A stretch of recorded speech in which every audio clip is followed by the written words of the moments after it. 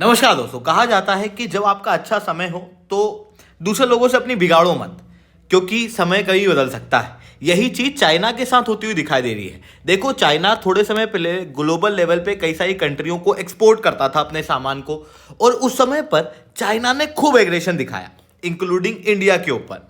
But अब समय बदलता हुआ दिखाई दे रहा है। चाइना के प्रोडक्ट के ऊपर कई सारी कंट्रियों में ऑलरेडी टैरिफ लग रहे हैं। जो भी चाइना के मेजर मार्केट है वो सब अब चाइनीज प्रोडक्ट को लेने से हिचकिचा रहे हैं। इस बीच में अब चाइना को भारत की शरण में आना पड़ रहा है, और बार बार भारत से चाइना मांग कर रहा है कि प्लीज़ जो इन्वेस्टमेंट रेस्ट्रिक्शन भारत ने लगाए हुए हैं उन्हें हटा दो। इवन उसके लिए चाइना ने भारत के साथ में डिसएंगेजमेंट भी कर लिया। बट उसके बाद ये कई समय से आशंकाएं लगाई जा रही थी कि भारत क्या करेगा, और भारत ने यहाँ पर क्लियर स्टेटमेंट दे दिया है। भारत के चीफ इकोनॉमिक एडवाइजर द्वारा कहा गया है कि भारत बहुत जल्दी चाइनीज इन्वेस्टमेंट के ऊपर से बैन नहीं हटाएगा।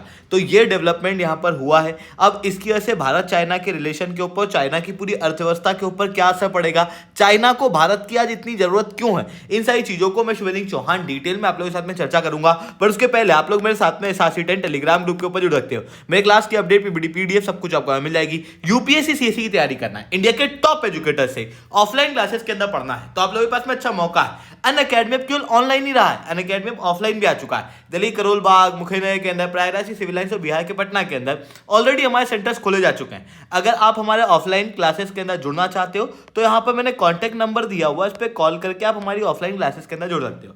इसके अलावा प्रीवियस ईयर के क्वेश्चन, प्रीलिम्स के मॉक टेस्ट, NCERT के नोट्स की समरी, मंथली करंट अफेयर्स की मैगजीन और इंडिया ईयर बुक की समरी अगर आपको फ्री ऑफ कॉस्ट डाउनलोड करना है तो नीचे डिस्क्रिप्शन के अंदर मैंने लिंक दी हुई है, वहां से आप डाउनलोड कर सकते हो। चलिए दोस्तों, अब पूरी कहानी ना थोड़ा शुरुआत से समझने का प्रयास करते हैं। देखो, भारत और चाइना के बीच में गलवान वैली का डिस्प्यूट हुआ, और उसकी वजह से भारत ने चाइना के इन्वेस्टमेंट के ऊपर कई सारे रेस्ट्रिक्शंस लगाए।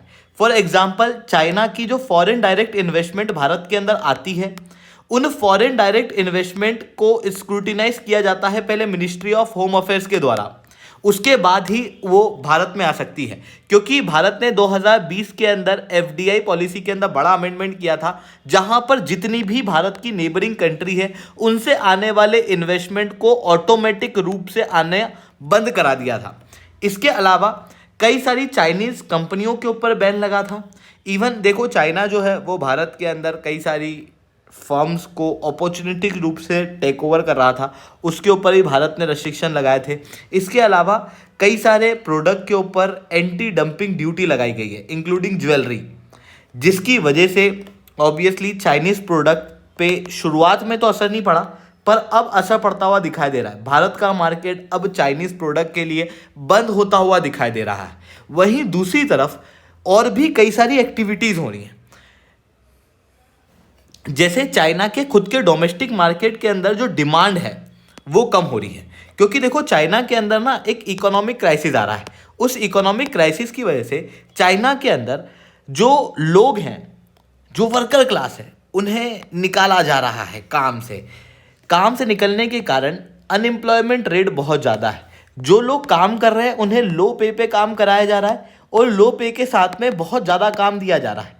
और ये चीज़ साफ जाहिर होती है कई सारे जो अलग तरीके के प्रोटेस्ट चाइना के अंदर अभी देखने को मिल रहे हैं उनसे।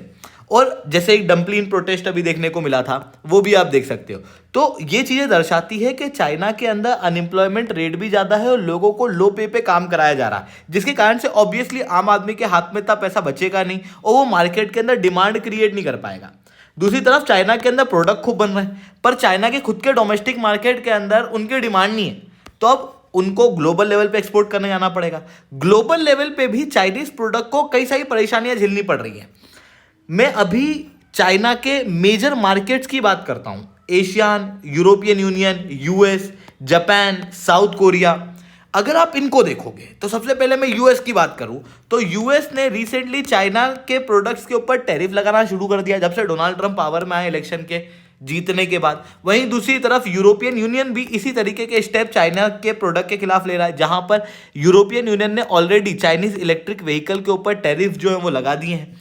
वहीं एशियान की आप बात करो तो एशियान के अंदर जितने भी कंट्रियां हैं वो धीरे धीरे करके अब एंटी चाइना सेंटीमेंट डेवलप कर रही हैं, और चाइना के चीप गुड के खिलाफ टैरिफ लगाने का प्रयास हो रहा है। ये आप इस आर्टिकल के अंदर भी देख सकते हो, ईस्ट एशिया फोरम का ये आर्टिकल है जहां पर ये कहा गया है कि कई सारी Asian government anti dumping duty लगा रही है चाइनीज प्रोडक्ट के ऊपर, जिसके अंदर इंडोनेशिया भी शामिल है। इंडोनेशिया ने चाइनीज प्रोडक्ट के ऊपर 200% तक के टैरिफ प्रपोज किए हैं।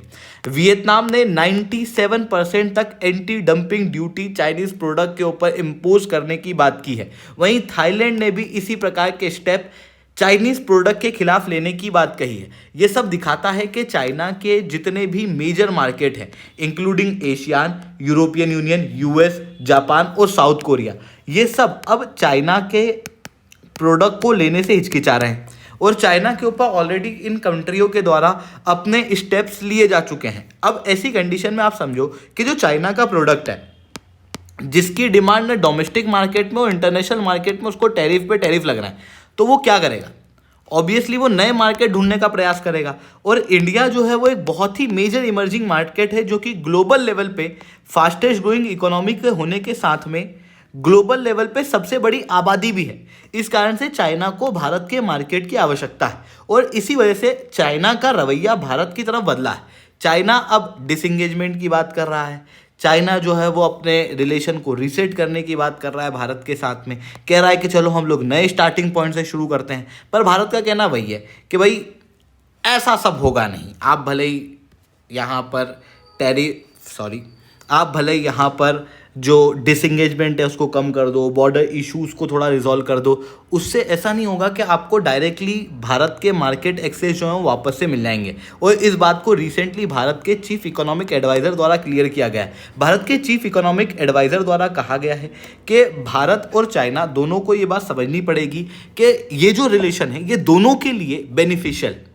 ऐसा नहीं कि चाइना को जब ज़रूरत लगी, जब उसको अपना बेनिफिट दिख रहा है तब वो रिलेशन को अच्छा कर ले रहा है, जब बेनिफिट नहीं दिख रहा है तो अपने रिलेशन को ख़राब कर ले रहा है। इस तरीके से नहीं चलेगा। ऐसी कंडीशन में इंडिया और चाइना के बीच के ट्रस्ट को डेवलप करने में टाइम लगेगा। I don't think it is something that you will accept to see immediate result, because both the side crossing the river by feeling the stones. He said, when asked whether India is considering making any change to its Chinese investment policy, इन्होंने यही कहा कि देखो Chinese investment policy के तरफ अगर India के रवैये को चेंज करने की बात है तो भारत वो बहुत जल्दी नहीं कर पाएगा, क्योंकि दोनों देशों के बीच में ट्रेड डेफिसिट ज़्यादा है और दोनों मिलके जो आपस में गैप है उसको छोटे छोटे पत्थरों से भरने का प्रयास कर रहे हैं, जिसके लिए काफ़ी समय लगेगा। तो ये चीज़ें यहाँ पर देखने को मिल रही है। आई होप ये सारी बातें आपको समझ में आई होंगी। लेक्चर अच्छा लगा हो तो लाइक करना, लेक्चर बहुत अच्छा लगा हो नीचे ऐसा रिटर्न कमेंट करना। यूपीएससी सीएससी की तैयारी करना है, इंडिया के टॉप एजुकेटर से ऑफलाइन क्लास के अंदर पढ़ना है, तो आप लोगों के पास में अच्छा मौका है। अनअकैडमी में केवल ऑनलाइन ही रहा है, अनअकैडमी में ऑफलाइन भी आ चुका है। हमारे सेंटर्स ऑलरेडी खोले जा चुके हैं। अगर आप चाहते हो तो इस नंबर पर डायरेक्ट कॉल करके जुड़ सकते हो। इसके अलावा मंथली करंट अफेयर्स की मैगजीन, प्रीवियस ईयर के क्वेश्चन, एनसीईआरटी के नोट्स की समरी, प्रीलिम्स के मॉक टेस्ट, ये सब कुछ आपको फ्री ऑफ कॉस्ट मिल जाएगा। नीचे डिस्क्रिप्शन के अंदर मैंने लिंक दी हुई है, वहां से आप डाउनलोड कर सकते हो। ठीक है दोस्तों, आज के इतना ही। That's all from my side. जय हिंद।